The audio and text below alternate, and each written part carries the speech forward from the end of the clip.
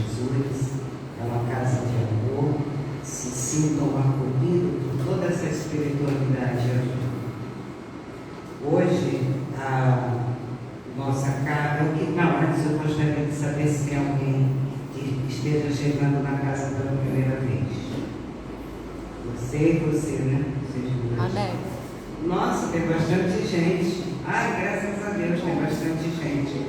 Então, qualquer informação, esclarecimento, nos procura, qualquer um já faz parte da nossa casa. O nosso tema de hoje, que vai ser passado pelo nosso irmão da casa, amigo, que é o Paulo Roberto, será o Evangelho, o capítulo 18 do Evangelho, muitos os chamados, poucos os escolhidos. E eu vou fazer o preparo e a prece. O nosso preparo de hoje é do livro Ceifa de Luz, Francisco Cândido Xavier, pelo Espírito Emmanuel. Legendas do literato espírita. Nem só de pão viverá o homem, mas de toda a palavra que procede de Deus. Jesus. Evangelho de Mateus, capítulo 4, versículo 4. Optar como desejo por essa ou aquela escola literária respeitável, mas vincular a própria obra aos ensinamentos de Jesus. Emitir com dignidade os conceitos que expose, no entanto, afeiçoar-se quanto possível ao hábito da prece, buscando inspiração dos planos superiores.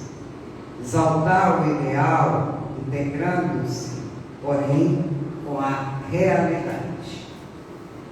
Cultivar os primores do estilo, considerando em todo o tempo a responsabilidade da palavra. Enunciar o que pense, entretanto, abster-se de segregação dos pontos de vista pessoais em detrimento da verdade. Aperfeiçoar os valores artísticos, todavia evitar o hermetismo que obstrua os canais de comunicação com os outros. Entesourar os recursos da inteligência, mas reconhecer que a cultura intelectual só por si nem sempre é fundamento absoluto na obra de sublimação do espírito. Devotar-se à firmeza na exposição dos princípios que abraça, sem fomentar a discórdia. Valorizar os amigos, agradecendo-lhe o concurso. No entanto, nunca desprezar os adversários ou subestimar-lhe a importância. Conservar a certeza do que ensina, mas estudar sempre, a fim de ouvir com equilíbrio, ver com segurança, analisar com proveito e servir mais. Então, vamos nesse momento, quem quiser fechar os olhos, harmonizado por essa mensagem de Emmanuel, vamos elevar nosso pensamento ao alto e agradecer por esse momento de amor, pela misericórdia do Pai que estamos aqui, por mais uma encarnação, por todos os espíritos que nos preparam essa reunião, que higienizam a sala, que nos recebe, nos acolhe e nos orienta para a verdadeira vida, que é a verdadeira do Espírito. Amor ao nosso Mestre Jesus, nosso querido Mestre, esse amor que nos traz a vontade de nos aperfeiçoar mais em suas virtudes, que possamos realmente ver o próximo com fraternidade, que possamos desenvolver em nós todo esse amor de caridade, de benevolência, que esse momento seja para nós um momento de que estejamos aqui em mente e coração para absorver o que o nosso irmão vai nos passar sobre esse Evangelho, que é o Evangelho do Cristo vivo. Que Jesus abençoe, ilumine o Paulo e que possamos absorver o máximo possível os ensinamentos. Que assim seja, graças a Deus.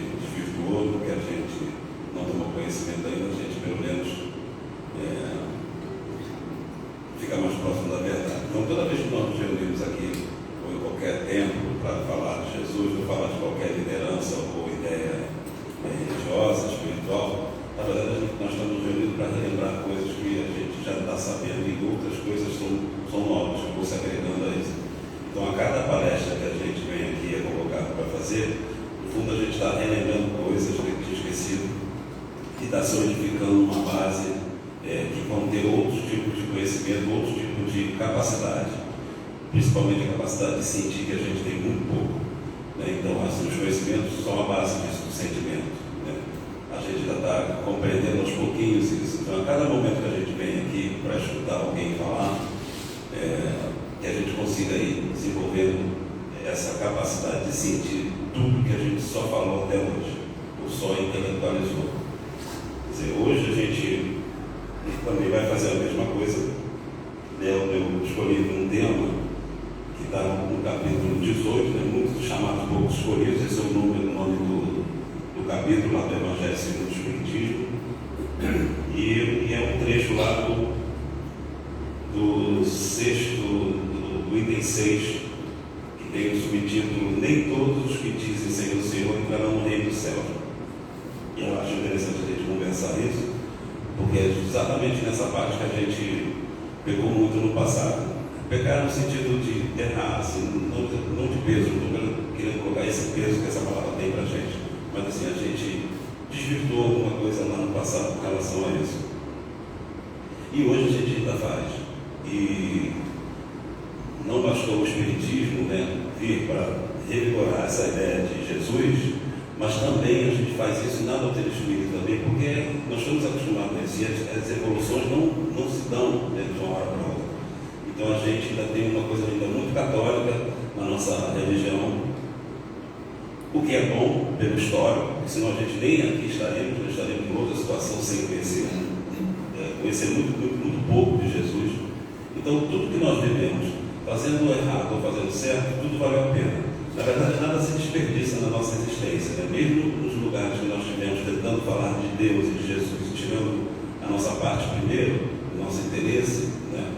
Isso valeu a pena também, pegando para a gente falar assim: não vou fazer mais isso não vale a pena, melhor é uma outra coisa, é um tempo de comparação. A gente sempre vai vivendo com essas comparações do que deu certo e do que não deu certo, e para isso a gente tem que estar evoluindo moralmente para poder discernir com mais propriedade o que é certo e errado para você. Não existe um certo e errado absoluto, né? Pelo que parece, eu custei a entender isso, mas depois de tanto ler, foi em 2008 a primeira vez que eu li isso, né? E aí eu comecei a pensar nisso. Não existe um certo e errado, existem os valores bacanas, positivos, e às vezes o que uma pessoa faz é errado, para ela era certo, e para outro momento, num momento é errado, no outro momento é certo. E quem vai dizer se é certo ou errado é a evolução dela, se ela aproveitou ou não. Assim, o aproveitamento das coisas positivas, de tudo que você faz, isso é que é o certo. Se tem alguma coisa certa, o ideal para a gente, como criatura de Deus, é aproveitar tudo que a gente fez. Então, por isso que às vezes errar muito no mesmo ponto, que é o nosso caso, que não conta para ninguém, mas é o nosso caso. Estamos ainda aqui no planeta de provas e expiações.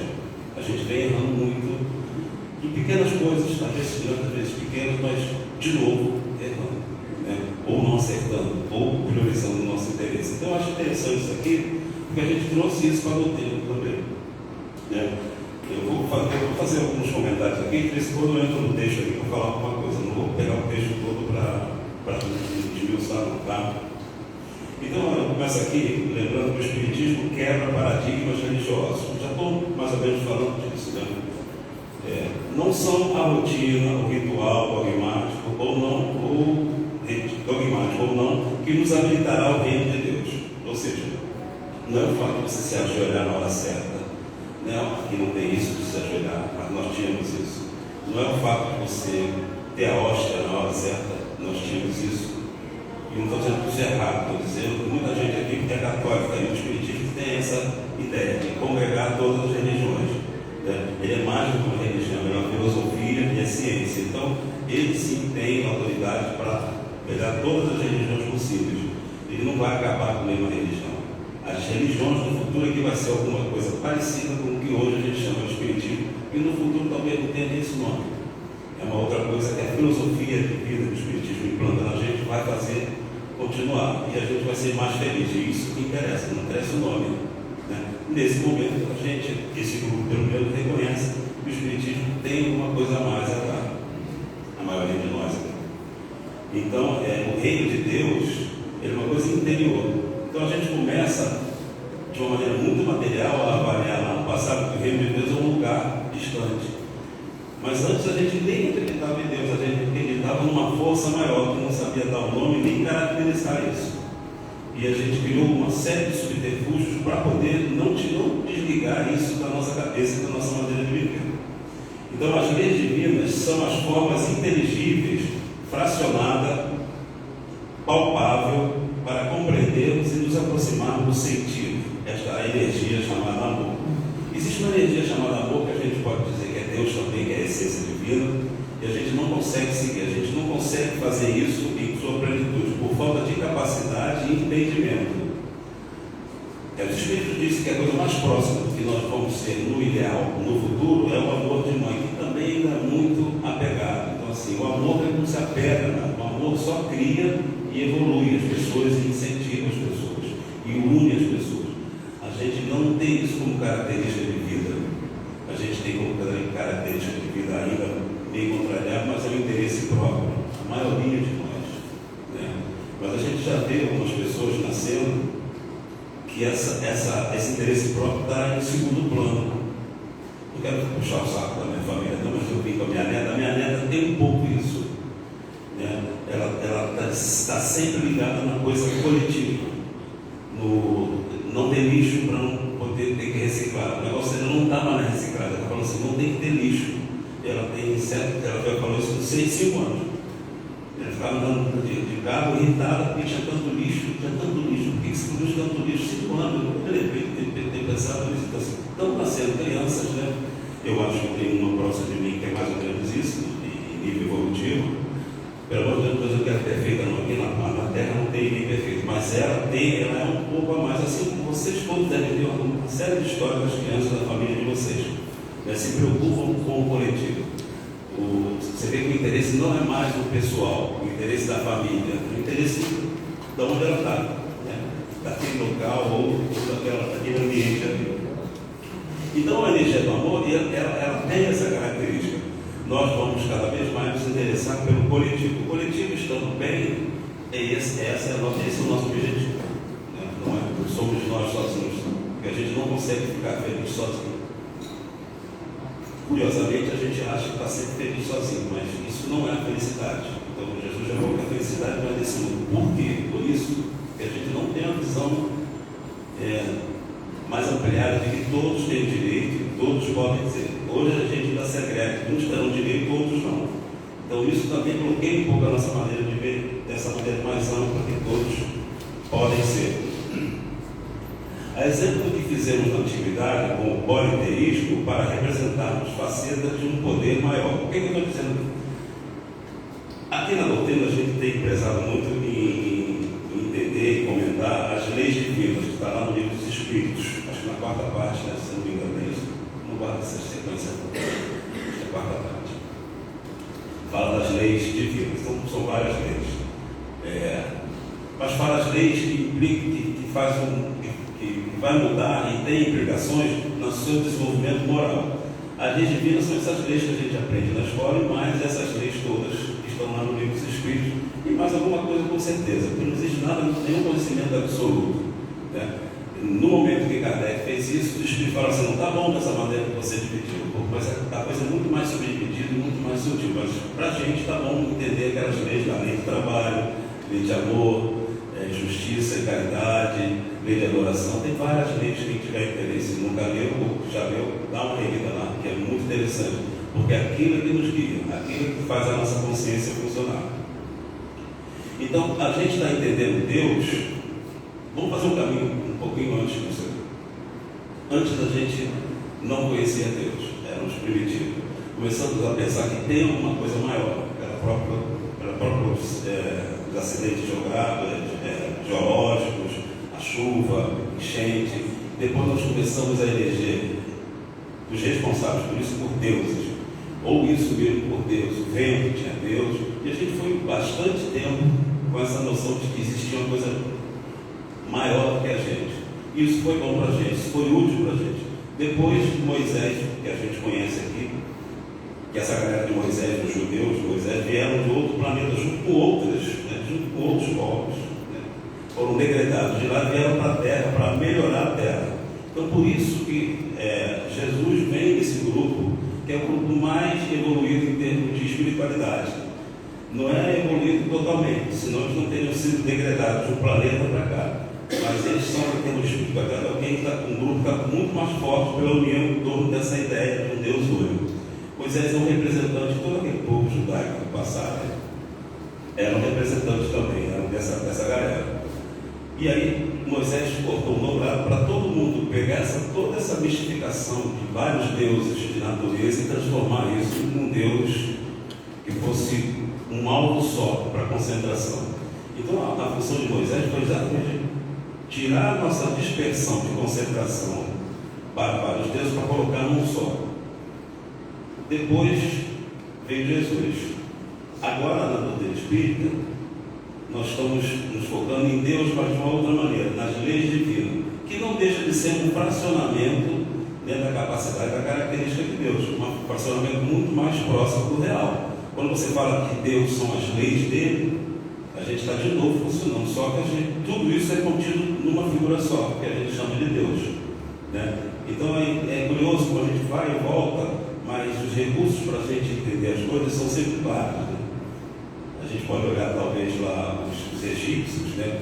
Você fala isso aqui, né? Eu gosto. Os egípcios eram politeístas, mas os egípcios acreditavam também num Deus que era maior que outros lá. Mas ele, para explicar, ele tinha várias facetas, o Deus.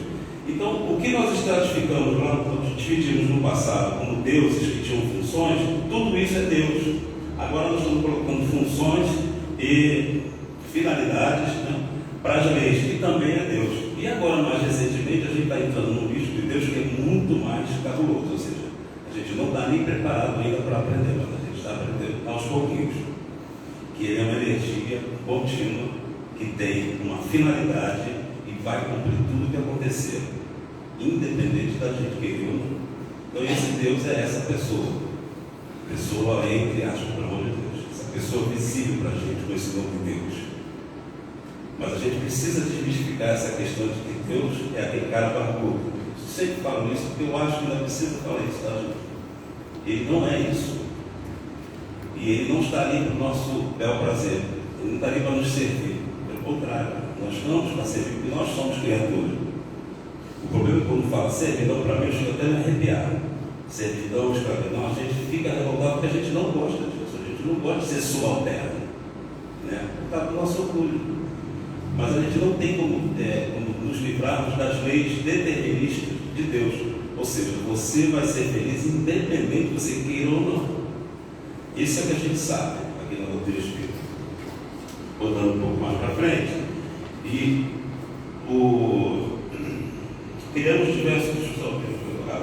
criamos rituais diversos ao longo da nossa existência para nos apropriarmos do conhecimento sobre o véu. Ou seja, enquanto todo esse mundo espiritual, todas as verdades estavam escondidas, ainda bem próximo de Jesus a gente estava assim, mas tinham grupos que já sabiam, mas a grande população não sabia de nada do que acontecia no mundo espiritual, né? Pequenos grupos chamados iniciados sabiam alguma coisa, né? Próximo disso que a gente sabe hoje. Então criamos esses grupos, fizemos sacrifícios, fizemos magias, desenvolver uma alquimia que veio ser a química, rituais, palavras mágicas, cultos religiosos, religiões, chegam finalmente na ciência. Tudo isso aqui é para preparar a ciência. Tudo é ciência no mundo, é que a gente bota um nome diferente, aí ficou aquela luta, porque tudo é a necessidade de saber o que Deus fez, como fez e para que fez, e o que serve. Na verdade, toda a ciência é isso, de entender os mecanismos divinos de criação e para que aquilo serve. Seja para planta, seja para pedra, seja para mecanismos quaisquer, seja para leis de movimento, tudo isso que o homem desenvolveu são leis divinas. E isso funciona também dentro da gente, de uma maneira mais sutil, com outros nomes, não tão grosseiramente como a gente na física vai estudando, mas isso também é ciência. Mas precisamos passar por tudo isso, inclusive chegar na religião, que é uma coisa que no futuro não vai ter esse nome, nem essa cara que a gente vê.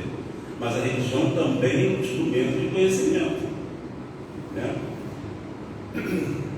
E chegamos na filosofia. Então, se a gente olhar aqui, nós temos religião, filosofia e temos ciência, e foram vários caminhos por onde nós passamos. Mas esses ainda são perenes, ainda estão aqui, ainda estão em desenvolvimento, tem chão para andar dentro dessas três visões. A que está mais estreita talvez seja a religião com essa cara, que está perdendo o foco principal. O que tinha as religiões rituais, isso aos poucos a gente vai ver a olhos vistos, né?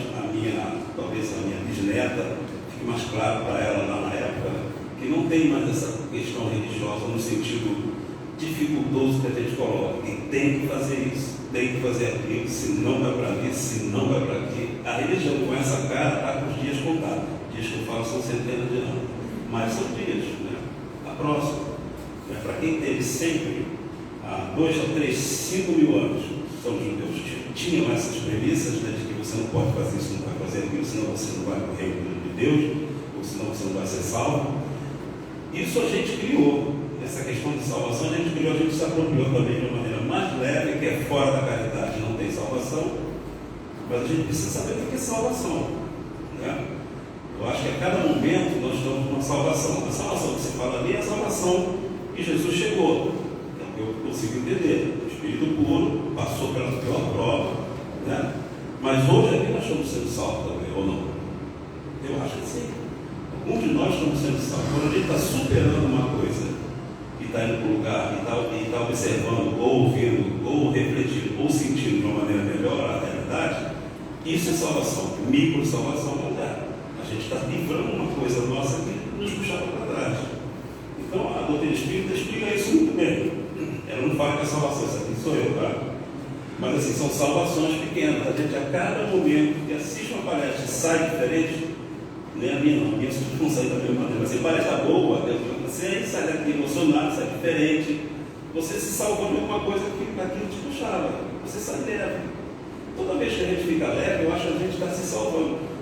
A gente que eu digo aqui na nossa casa, porque a gente tem passado de curas, micro-curas, né? Psicológicas, né? De obsessão, muito, né? E todos em outros lugares também estão fazendo, cada um do seu jeitinho lá. Seguindo aqui nesse raciocínio, então chega Abraão, chega Moisés, chega Jesus, já falando disso, mantivemos conceitos e rituais materialistas assimilados ao longo da aprendizagem, a gente fala isso. Chega o Espiritismo e lentamente estamos nos desmaterializando, esclarecendo o fanatismo. No Espiritismo não pode ter fanatismo. E fanatismo é aquela coisa que só você está certo e só o teu que é melhor e você bate, mata e arrebenta por conta disso. No Espiritismo não comporta isso, porque você só Jesus já não comportava, quando a gente fez tanta besteira assim, né? E hoje ainda fazemos.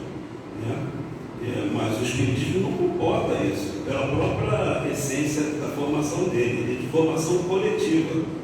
Kardec pegou uma média do que os espíritos falavam, espíritos com características, conhecimentos diferenciados, alguns próximos da mesma classe, mas outros não.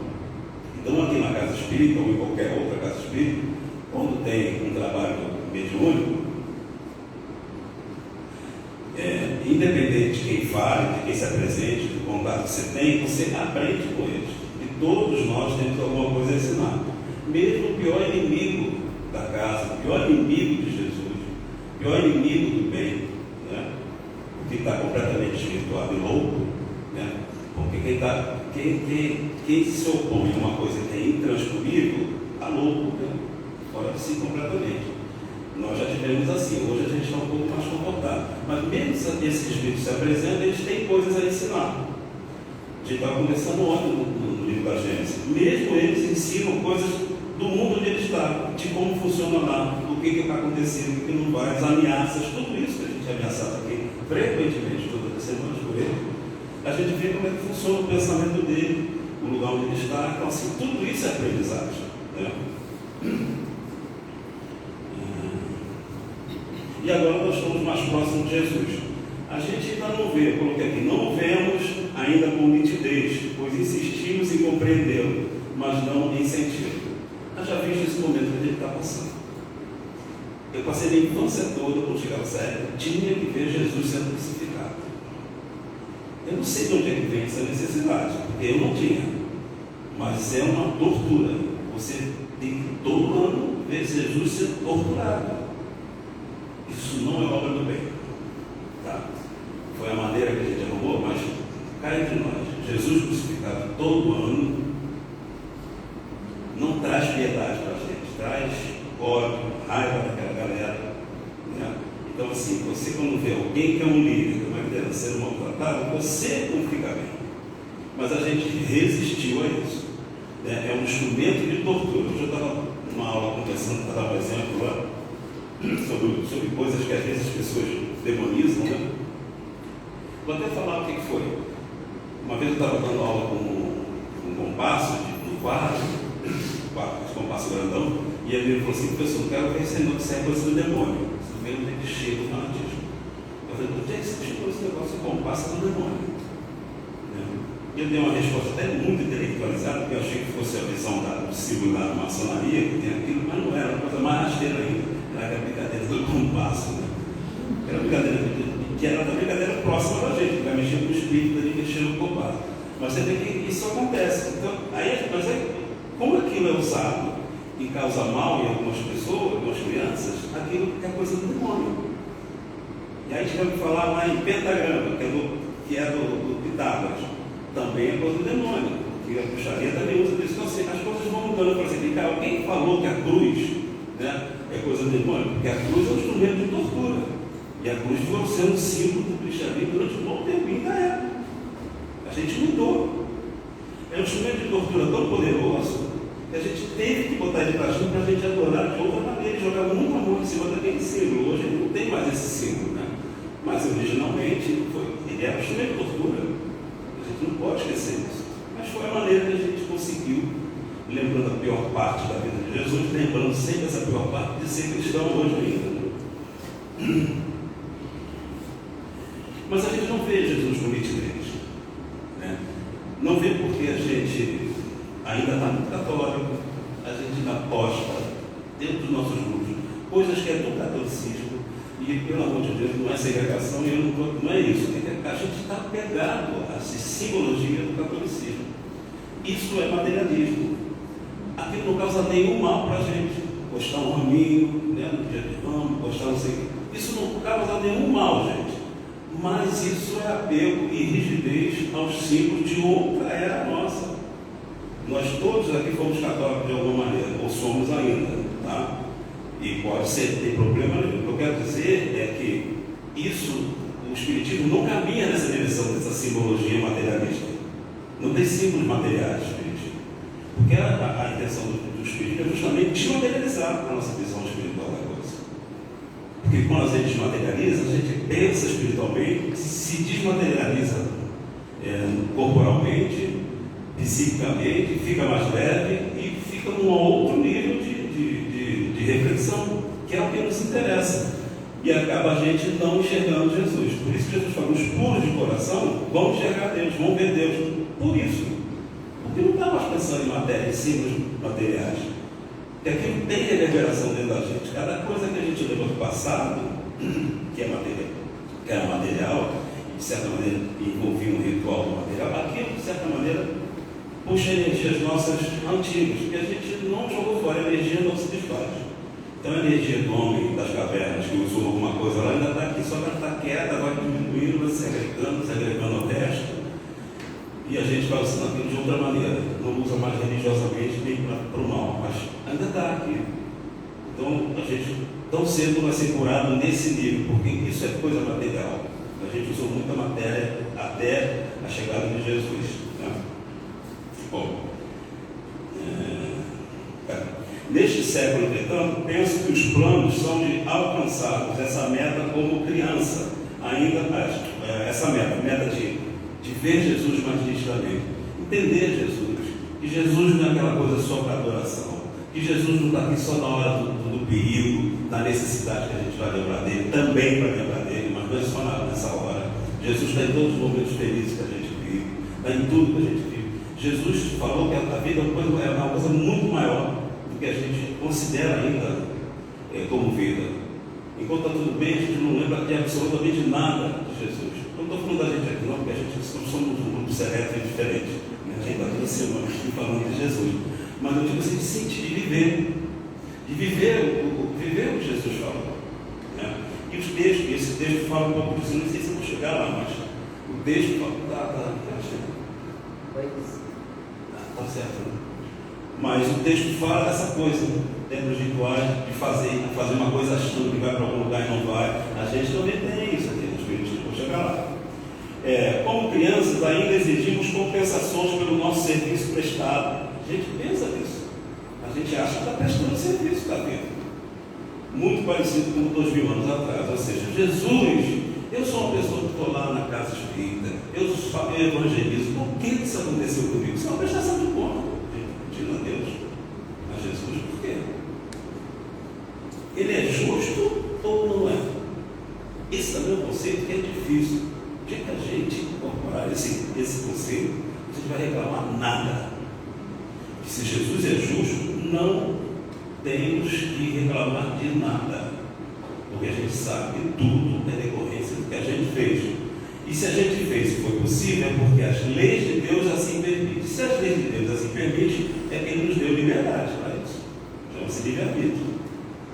Então não dá para chocar nas costas de Deus depois que deu uma zebra ali na frente.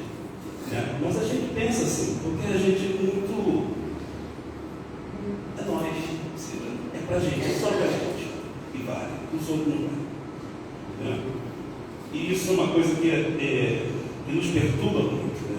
Às vezes a gente não sabe como é que muda isso, como é que é mudar isso. Não tem que mudar. Você tem que. O seu sentimento tem que ir mudando. Quando você vê, está diferente. Mas você não pode se preocupar muito com você e manter uma coisa do passado, porque aí o novo não tem espaço para o novo. Né?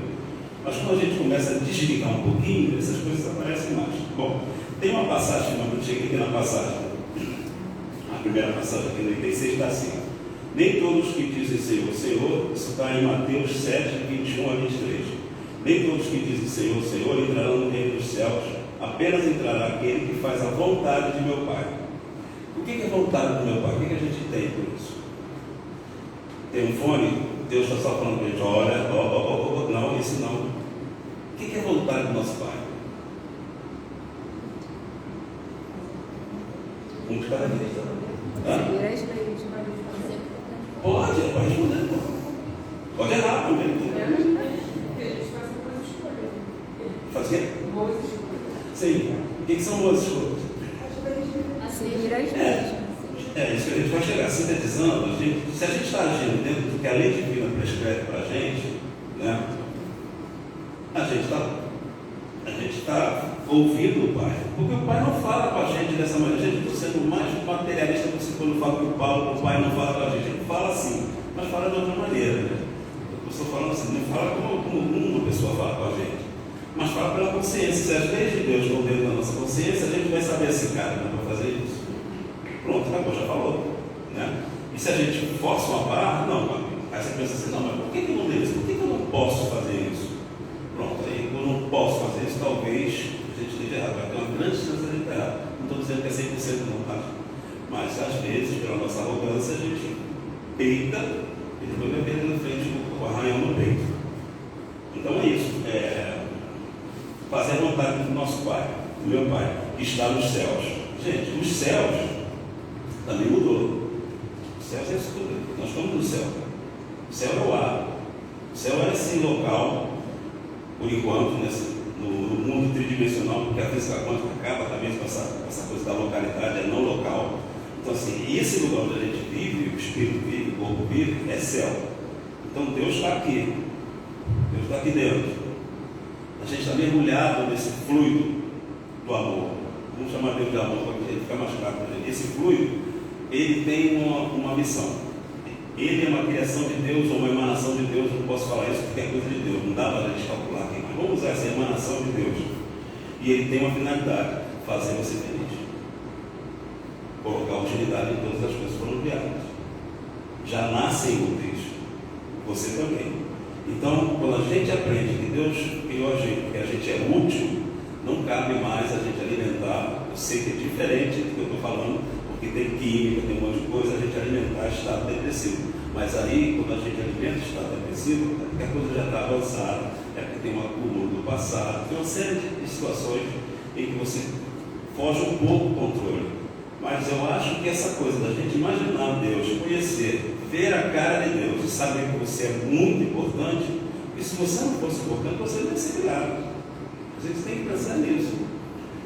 Então, por isso que é importante a gente, essa mudança de católico, ou de protestante, ou de qualquer cristão, ou qualquer outro ser que entenda Deus como principal, atividade principal, e que não é essa coisa que a gente alimentou esse tempo todo. Agora, a gente tem muito mais do passivo de alimentar construtivamente o Deus real, e agora fica difícil. Então, a gente está no iníciozinho. 5.000 anos é pouca coisa, né? O exército começou a colocar para nós todos aqui, o Deus único há 5.000 anos, mais ou menos. E Jesus, que veio para este planeta para falar de amor, ou seja, veio para falar de Deus de outra maneira, tem 2.000 anos. Então, assim, é difícil da gente tirar essa mania, né, esse hábito da nossa maneira de pensar. Bom, continuando aqui. Apenas entrará aquele que faz a vontade de meu Pai que está no céu. Muitos nesses dias me dirão: Senhor, Senhor, não profetizamos em teu nome? Somos nós aqui. Vê se a gente não se reconhece aqui. Não profetizamos em seu nome? Eu então lhe direi em altas vozes, Jesus falando, né? Afastai-vos de mim, vós que fazeis obras de iniquidade. Iniquidade é contrário de equidade e de justiça, contrário de moral, contrário à religião e à igualdade. Interesse próprio. Grosso modo, não, interesse próprio. A gente sempre fez e continuamos fazendo bem menos e mais consciente. Quando faz, dói logo, você fica chateado e fez de novo, mas é o interesse próprio que está melhorando. Entende por que o interesse próprio não é o interesse de Deus? O interesse de Deus, não que a gente não tenha que ter toda vez que eu falo isso, eu penso assim, mas alguém pode perguntar: vem cá, o seu interesse não é progredir? Isso não é da lei progredir? Mas isso é o interesse legítimo, isso não é nem interesse, isso é você, a sua natureza é para progredir. Interesse próprio é uma coisa que só você vai usufruir. E quando você progride, você evolui, não é só você. Você evolui e tudo em volta evolui, porque você vai ver menos problemas em volta, vai interagir melhor com o meio ambiente, com todo mundo, então tudo melhora. Se pegar um micromundo lá na tua casa, se você melhorou, evoluiu muito, que é quase impossível para a gente numa reencarnação, tudo vai mudar, porque você vai ver melhor, as pessoas não vão ter, pelo menos uma pessoa para ter impacto, né, de relação. Então melhorou. O interesse pessoal não, só você está melhorando aqui e os teus aqui, algumas vão ter uma vantagem. A gente sabe, precisa explicar coisas que isso a gente sabe muito qual é o interesse nosso, né? Mas para baixo acontece. Jesus nos chamou a atenção constantemente, e hoje, à luz do Espiritismo, vale a pena aproximarmos mais ainda das reais intenções de Jesus com o seu Evangelho. A gente eu coloquei isso aqui porque nós vamos falar daqui a pouco aqui de uma coisa que vai fechar isso aqui, umas falas de Jesus desse capítulo. Gente, olha só, a gente está aqui, a gente só fala de Evangelho, às vezes fala de uma outra coisa que é mais técnica aqui, mas aqui o normal é nós falarmos do Evangelho, que é o Evangelho que vai nos mudar por dentro. E a casa tem vários estudos de Evangelho-terapia. A nossa principal, eu estou falando isso porque eu estou repetindo a lógica da casa, que não podia ser outra, e a insistência de Miguel Couto, que é o nosso coordenador, né? A mais alta ali, da casa, que em 2006, se não me engano, ele falou assim: todos vamos, através do nosso fundador, que era o Jorge trouxe essa novidade, porque ninguém estudava o Evangelho aqui, tá? Estudava os espiritismo, estudava os livros, mas assim, Evangelho não estudava. Todo mundo vai estudar o Evangelho. E a gente fica com essa mudou completamente, porque esclarece, né? É isso aqui elevado a 100, né? Esse tipo de informação que a gente coloca aqui é elevado a 100. E o melhor, você discute, você contra-argumenta, você critica aquela ideia, depois você participa, você é livre para conversar. Então é um convite muito top, não parece para um convite para que vocês venham para cá fazer o Evangelho. Tem 3 presenciais, isso está no nosso Instagram, e tem o vídeo conferência também. É ele que vai salvar a gente aqui dentro dessa casa. Não são os trabalhos mediúnicos, não são os trabalhos de obsessão. Eles são instrumentos mais diretos de tratamento, mas é como se fosse uma formação do médico. Não é curativo, não é operação. Se ele for mal formado, ele vai fazer curativo e operação mal feita. O Evangelho é a formação boa, né? Que a gente vai levar para qualquer situação. Então, o Evangelho está sempre se revisitando. Emmanuel, que falou que escreveu aquele texto ali, ele está estudando o Evangelho. E você não vai parar nunca de estudar o Evangelho. Porque Jesus é uma potência de informação e de sentimento que a gente não aquilatou ainda. Tudo que relataram dele já está arrefecido, porque aqueles caras estiveram com Jesus, a gente não está ouvindo Jesus. Tiveram com Jesus e já deu uma materializada do que Jesus fez, né? Cada vez que a gente lê, a gente vai aprendendo. E o mundo vai aprendendo lá, e todo mundo vai aprender. Até um dia chegar perto de Jesus lá e bater papo com ele, é outra história. Aí já é direto, né? Mesmo assim vai ficar devendo alguma coisa. A dificuldade está em sentirmos a mensagem e aprendemos seus efeitos usando somente razão e intelecto. Isso é palavra de Emmanuel também, a minha. Gosto de isso, porque a gente aqui no Espiritismo fala assim: pensamento é o que manda, pensamento, estudar o intelecto. Claro que isso, mas isso é base, isso é passageiro. Passando dessa base, toda a parte da razão e intelecto é a base para chegar na angelitude. Na angelitude é sentimento a base, que é uma coisa que a gente não atingiu ainda. Então, assim, ninguém sabe dar nome ao sentimento. A gente se ocupa muito aqui, muitos palestrantes vão falando essa questão do sentimento, por isso. E desde 2099 para cá, que a gente vai falar, nós vamos entrar na era do sentimento. Porque não é a era da razão mais. A razão está estabelecida. A era do sentimento é uma coisa ainda a se galgar, ainda a se conquistar. Não dá para você entender Deus nem Jesus só com razão. Por isso que a gente fica deficitário, né? E aí com o sentimento a gente vai chegar mais perto, para conseguir ver, né? É a tal da pureza lá do Sermão do Monte, né? Quem é puro está com o sentimento puro, está dominando o sentimento, sabe tudo que está sentindo. É como bater, mais ou menos isso. Isso é uma metáfora que eu uso para mim, não sei se serve. Quando alguém me toca aqui, eu tenho conhecimento que alguém me tocou no braço, porque eu já tenho essa sensação. Quando acontece uma coisa comigo, eu não sei dar nome ao sentimento, porque eu não conheço o que é sentimento. Sentimento é uma racionalização, uma explicação de uma emoção, mas eu não sei. Então, por isso que a psicologia e a galera toda que trata da gente aqui fala assim: dá nome, sentir uma coisa, dá nome e dá cor aquilo, e dá uma forma para aquilo. Porque pelo menos você reconhece quando aparece de novo isso aqui. Não tem nome, mas tem, você reconhece. Então, isso é mal comparando, desculpa que a metáfora que eu fiz.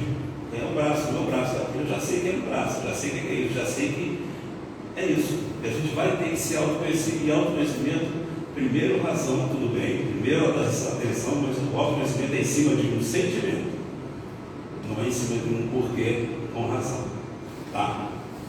Mas eu acho aqui, aí tem no item 7, ele falou, o Kardec coloca aqui um texto de Mateus e de Lucas, que é isso que a gente estava comentando agora. Aquele, pois, que ouve essas minhas palavras, é Jesus, e as pratica, será comparado a um homem prudente que construiu sobre a rocha a sua casa. Quando caiu a chuva, os rios transbordaram, sopraram os ventos sobre a casa, ela não ruiu, por estar edificada na rocha.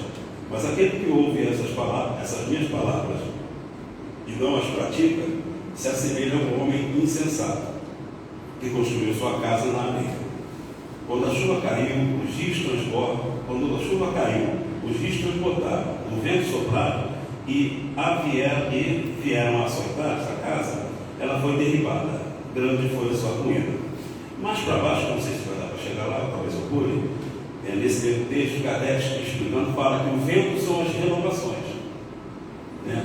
Ou seja, quando muda as coisas, se você não está sólido, você não vai entender a novidade. Você vai resistir à renovação. E o rio é o progresso que te arrasta. Eu entendi que esse rio aqui é a lei de progresso, ou é a lei, ou é o amor, ou uma faceta, uma filigrana na mão, né? Esse rio do progresso, que é o amor que ele é incontínuo, ele tem que progredir no caminho dele. Então, o progresso me parece, isso eu hoje vejo para entender melhor, é isso.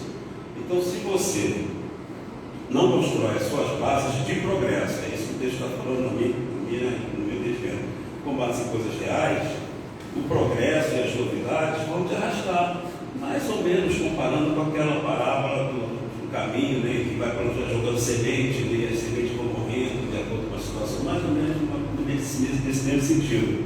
Então, assim, você tem que estar aberto às renovações. Então, a sua base tem que ser muito forte. E, sinceramente, eu não vejo filosofia espiritualista, religião, com uma abertura tão grande para as mudanças. Porque o Espiritismo não acabou como doutrina. O início está ali. Mas ela vai ser sempre atualizada. Isso é o prognóstico do Kardec, que não é bobo. A gente já viu que ele não. Se a ciência andar um pouco diferente do postulado, fica com a ciência, porque houve um erro ali, é o que ele fala. Até hoje não teve, mas vai ter visões diferentes, vão ter visões diferentes, vão ter certas. Você pega a Gênesis, tem coisas que a astronomia já progrediu e a Gênesis não conhecia e colocou ali coisas que hoje já foram superadas pelos conhecimentos, mas são coisas materiais que mudaram, conhecimento material. Moral não muda nunca, porque é a moral cristã, né?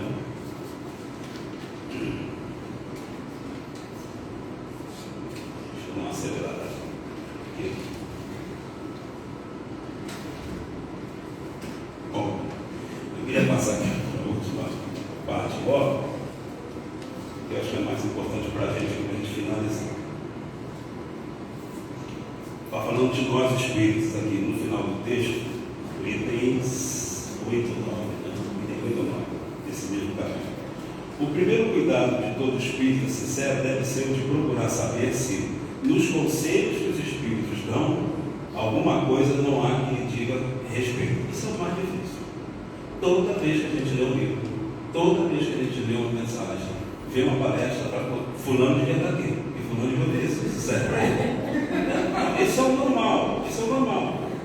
Isso é o normal com outras coisas, mas nesse caso, isso acontece muito, porque você não se reconhece, porque a gente não se conhece, você não sabe nem o que você sente, você não sabe como é que você é. Isso é a base do não julgueis, tá, gente? Como a gente não se conhece, como é que você está com o outro? Né? Então, o não julgueis nunca foi tão solidamente trabalhado aqui na nossa casa, depois que a gente começou a ver esse tipo de coisa. Né? Você não se conhece. Pare de julgar o outro. Aquilo é uma impressão tua. E pouco importa, se você vai julgar o outro, você está perdendo um tempo precioso de se olhar. Né? Que é o nosso objetivo, que é autoconhecer-se. O Espiritismo vem multiplicar o número dos chamados. Pela fé que faculta, multiplicará também o número dos escolhidos. Então, os Espiritismos chamam muito mais gente. Por quê? Porque é democrático. Tem livro. E dá para entender o que está escrito. E as casas estão abertas, não pergunta qual é o seu salário, e se você vai ficar aqui, se você pode vir ou não vir. Não cabe isso. As igrejas também fazem isso, fazem. Qualquer outro tempo pode fazer isso, pode. Mas o Espiritismo, duvido. Se você for lá ver o livro do Kardec, em Viagens Espíritas, que ele fez lá no século XIX, ele está começando com o trabalhador. Gente muito humilde. Ele vai lá e a galera é tudo misturado. Não tem esse negócio, e não pode ter. Isso é o cristianismo. As pessoas que puderem entender e quiserem melhorar, tem que estar junto aprendendo. Que é estando junto que a gente vai conviver bem. Né? Então, muitos são chamados agora, poucos vão ser escolhidos mesmo, porque é sempre assim, o funil. E essa história de funil, a gente tem uma metáfora aqui muito interessante. Né? Esses vídeos têm falado para a gente.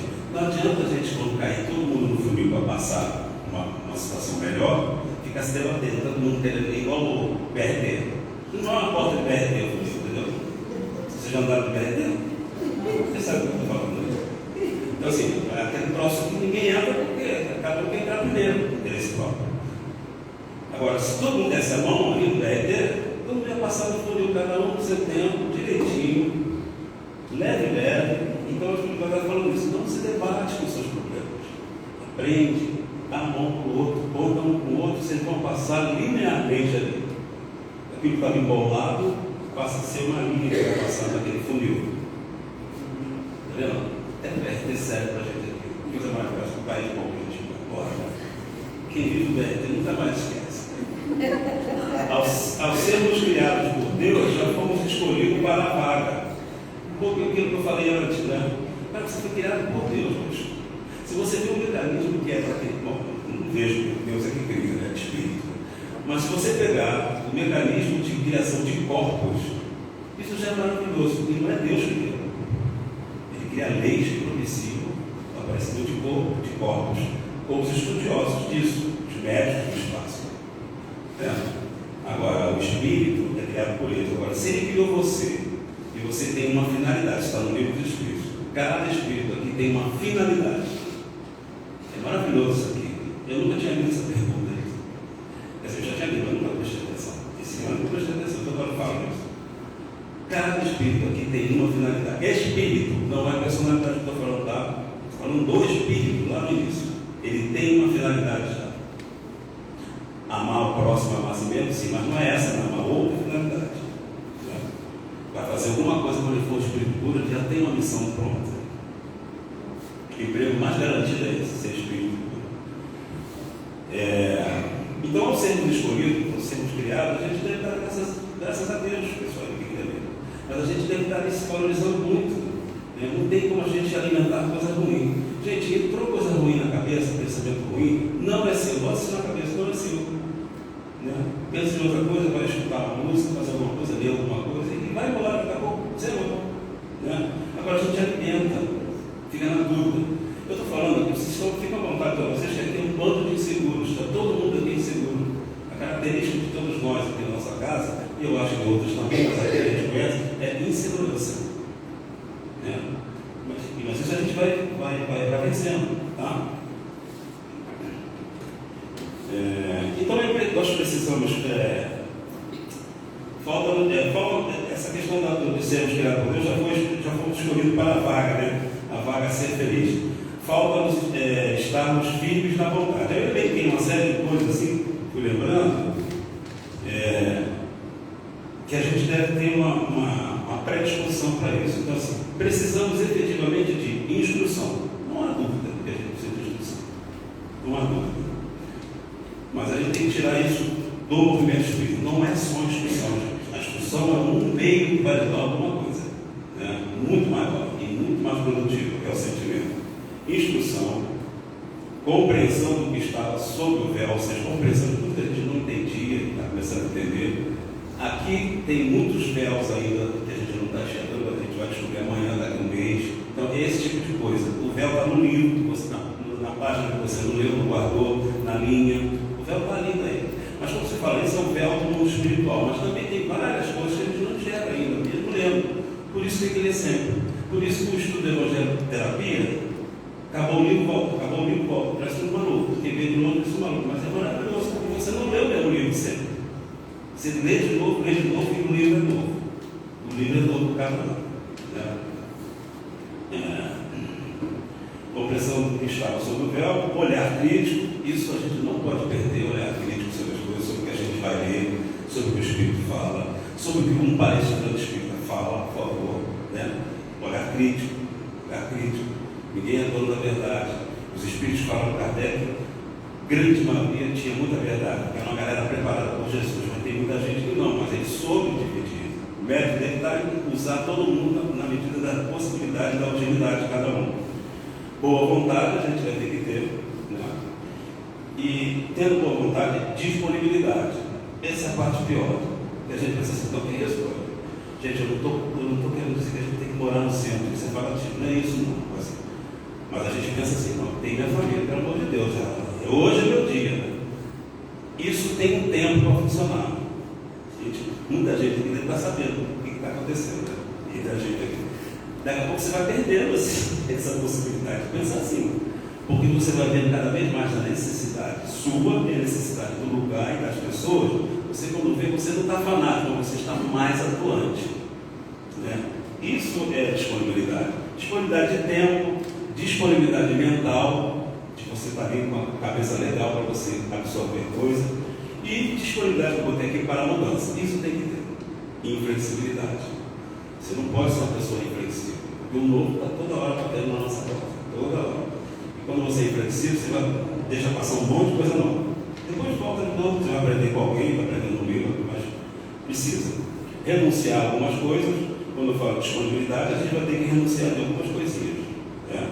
Por exemplo, jogar sinuca 10 vezes seguidas, já joga só 2, né? E tenta fazer outra coisa legal. Mas nesse sentido, não é você largar a vida, não é isso. Mas é você equilibrar. E quem vai fazer isso? O valor que você tem das coisas no coração. Isso também é sermão na montanha. Autoconhecimento, que é uma coisa avançada e já chegou o momento. A casa chegou nesse momento. A doutrina espírita chegou nesse momento. Estava lá, isso lá. A gente só falava da questão 919 do tempo de Santo Agostinho. Né? Aquela coisa igual a reforma íntima que a gente falava. Mas ninguém se debruçava em cima disso. Agora, é sério. É o principal motivo do livro do Espírito aqui na vida. Autoconhecimento. Tudo aquilo que está escrito no livro do Espírito é instrumento para autoconhecimento. E se você não se autoconhecer, você não vai ser feliz no futuro. Cada vez que você não conhece você, é mais um dia de sofrimento. Mais um dia de sofrimento. Aí quando você não começa a se conhecer e quer rodar, sofre mais ainda. Mas só que sofre mais ainda como se você estivesse sentindo uma dor de operação. Daqui a pouco, daqui a 2 dias, você já não tem mais aquela necessidade, vai com a outra. Então assim, dor sempre vai acontecer. A maneira de sofrer que vai ser diferente. Você vai ver o proveito logo da coisa. Né? Alegria e gratidão pelo ponto atual que você está. Onde a gente tiver nível de conhecimento intelectual, econômico, financeiro, não é se acomodar, mas a gente tem que ser grato. A gente está aqui, estamos paradinhos aqui, dá para entender o que a gente está falando, o que a gente está estudando. Isso é gratidão. A aceitação sua e do outro. A aceitação não é concordar com o outro, mas aceitar que o outro é assim. Aceitar que você é assim. Se é uma situação ruim, você está aceitando, isso é meu mesmo, eu sou isso mesmo. Vou ter que mudar. Pronto, é só isso. Então simples assim. É só isso. Né? Aceitar não é você cultivar aquilo ali. Confiança, isso é difícil para a gente. Como a gente é desconfiado? Né? Fé, entregar-se ao necessário do trabalho, na mediunidade, no estudo, qualquer outra coisa. Existe uma lei irresistível que nos impulsiona para o próximo estado evolutivo, essa lei do amor. O que já chegaram nos aguarda em amparo. Então essa é a nossa função. Tem gente nos incentivando, que já viram que isso é legal de acontecer. E a gente, quando a gente superar isso, a gente vai rir dessas besteiras. Né? Mal comparando com a questão da sinuca. Então, você que estava jogando 10 sinucas, ficava uma tarde e amanhã e à noite jogando sinuca, você vai fazer outra coisa. Eu não estou condenando jogar sinuca, eu estou falando se você pode fazer outra coisa, você vai fazer outra coisa. Se tem a chance de fazer, não vai trocar sinuca com uma coisa mais produtiva para você. Você que tem que equilibrar. Você não pode ser infeliz. Né? Vai largar sinuca e ficar infeliz aqui, vendo um cara como eu falo aqui. Você está infeliz, não adianta, não é isso. Né? Ou estudar, não é isso. Mas tem muita gente torcendo para a gente, quem chegou na nossa frente, quem já chegou mais. Estão todo mundo puxando a gente. Imagina como é que eles ficam felizes para a gente dar um passinho. Às vezes ele deixa de fazer muita força, ele fosse um cabo de guerra, estão puxando. Você deu um passinho e já deu uma prostada. Né? Fico contente com muita coisa, tá? É isso que a gente podia falar desse capítulo aí. Obrigado a todos.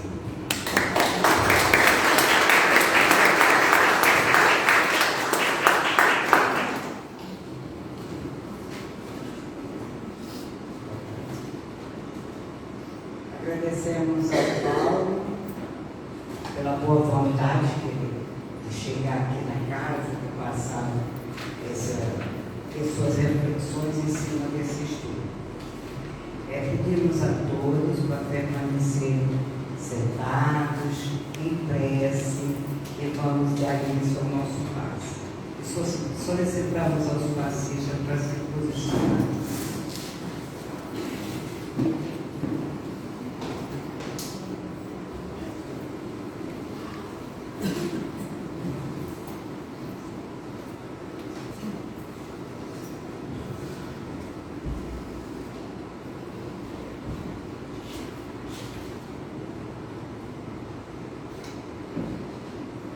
Pensando em Jesus.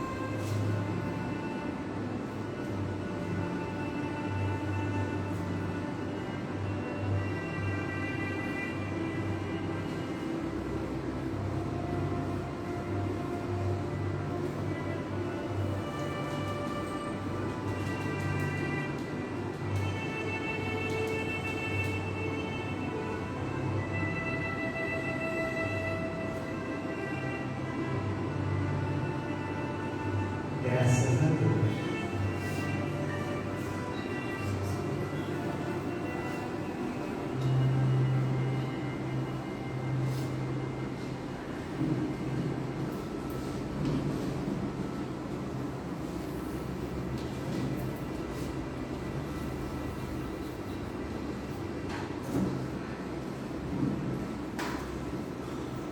Onde dois ou mais estiverem reunidos em meu nome, eu estarei presente. Jesus. Vamos sentir o amor de Jesus nos envolvendo através desse fluido divino. Vamos permitir que esses fluidos energéticos adentrem os nossos corpos, fluidificando, retirando todos os medos, todas as decepções, todas as amarguras. Senhor Jesus, estamos aqui para receber o seu amor e expandir esse amor para todos aqui presentes, para todos os irmãos, e vivermos realmente em fraternidade. Que esse amor nos traga a benevolência, a paciência e o perdão. Que esse amor nos ensine a cada momento, em qualquer pensamento, em qualquer ação, lembrarmos de sermos realmente caridosos. Que esse amor se expanda para os nossos familiares, para os nossos lares, para todos os pedidos que estão nessas caixinhas aí, para encarnados e desencarnados. Que possamos absorver esse amor como uma vida, porque a verdadeira vida é a vida espiritual. Os que estão aqui presentes em matéria, mas somos espíritos. E que os espíritos também aqui presentes vibrem esse amor. Porque Jesus não nos abandona. A misericórdia divina está sempre nos acompanhando. Abençoa, Jesus, esse momento, abençoa a nossa semana e que possamos receber sempre e ser amor. Graças a Deus.